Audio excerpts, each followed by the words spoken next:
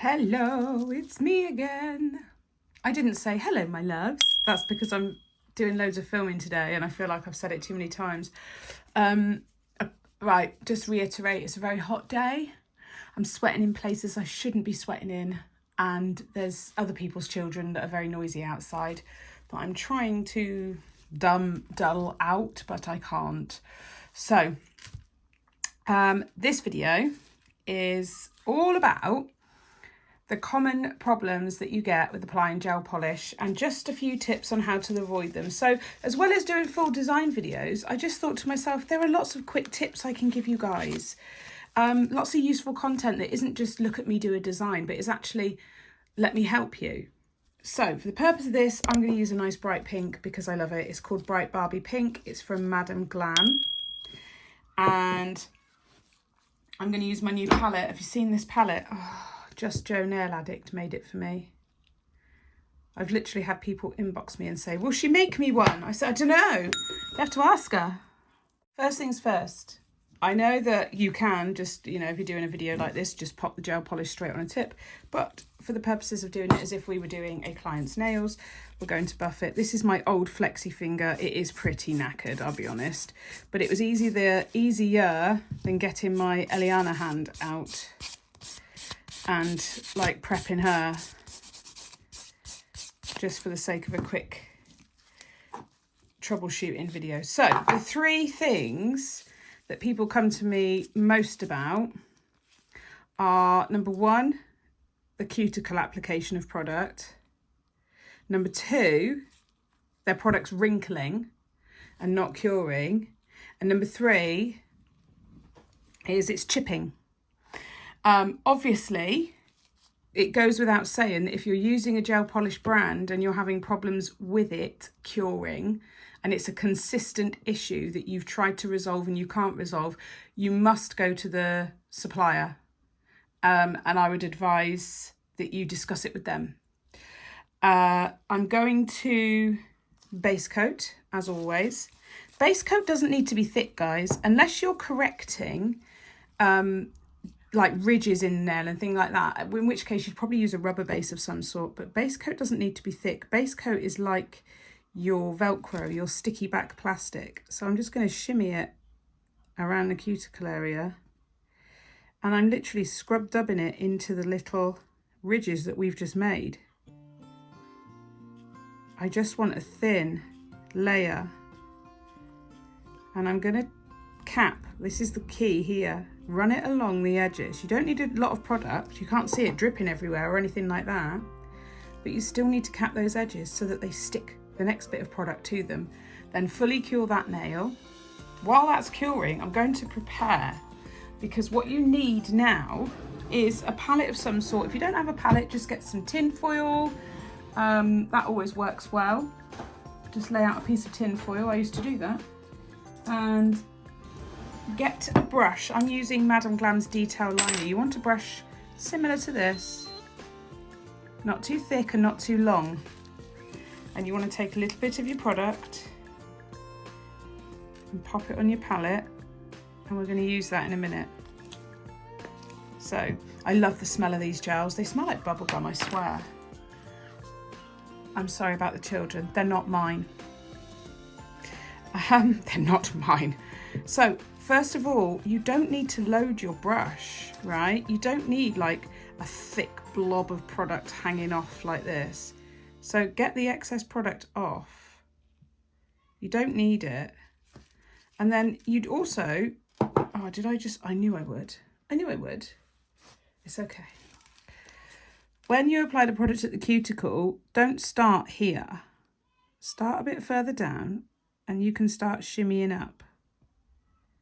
Okay, and then shimmy up and down the side.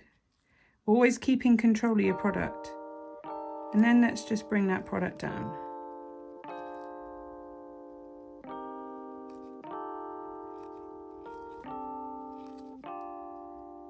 And you're going to look at this, and I'm also going to just make sure that product has touched those edges and capped at the free edge. Now, by capping here, you're eliminating the risk of chipping.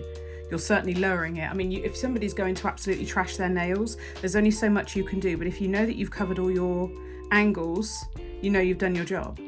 So first things first, we've applied the product thin. That stops wrinkling. We've applied the product to the free edge and side walls to reduce the risk of chipping. Now, we haven't gone right up to the cuticle. If you want to go a bit further, get a detailer brush and just run it through the product. You don't need it to be saturated. And we're going to anchor the pinky finger, take that product, add it to what's already there, and just start to lightly brush it round. Not thick, nice and thin. Do it again. Add it to what's already there. And we will lightly brush it round. I'm so sorry if you can hear these kids. They do my head in. I love hearing kids play. It's nice, but not when they're just like crazy busy. Right. There we are. See that neat application? That's going in the lamp for a full cure. So there are 3 things you need to do every time to eliminate the 3 most common problems. Apply your product thin, cap your free edge, and if you're extended, then just gently cap your sidewalls, or lightly cap your sidewalls, and apply sparingly at the cuticle and use a detailer brush if possible. And that will really, really neaten up your application. And take your time. Far more often than not, what I see is people applying the product thick on the brush at the cuticle. You see what I mean? The product's got nowhere else to go but up and over, and then it floods everything. So I'm going in for my second layer, and I'm going to do the same. All this product that you can see on this brush, that's unnecessary, all that. You don't need it. You really don't need that much product. You just need a bit to get you through. We'll do it again. We'll start here. We'll shimmy up a bit. And then we'll take it down. Shimmy up. Take it down. Same here. Shimmy up. Take that product down. Ooh. Add a bit of a quiver then.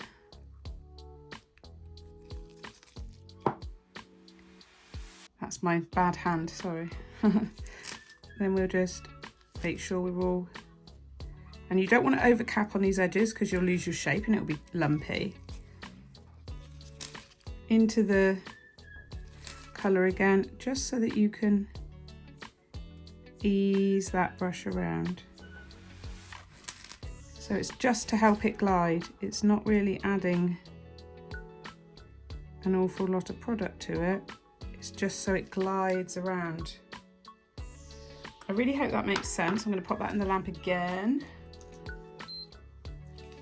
So we are cured. I'm now going to just clean this off my palette because I don't want to make it dirty. It's too beautiful. And top coat.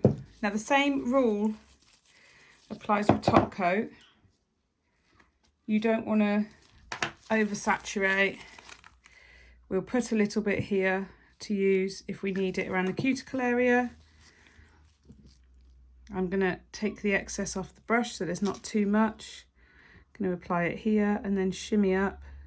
I might not need to touch up the cuticle area. It's kind of easier to follow it once you've done it, if you see what I mean.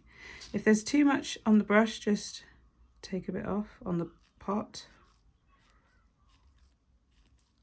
And remember, cap the free edge, just gently cap down the sides. We'll get a tiny bit on there, just to make sure we're done here. There we go. Nice and neat. If you feel you've done a bit too much at the side, you can always, but don't do this without gloves on. And that's going to go in the lamp. So there we go. I really, really hope this has helped. If there's anything else you guys want some tips on, just give me a shout and I'll do my best. Until next time, tally bye.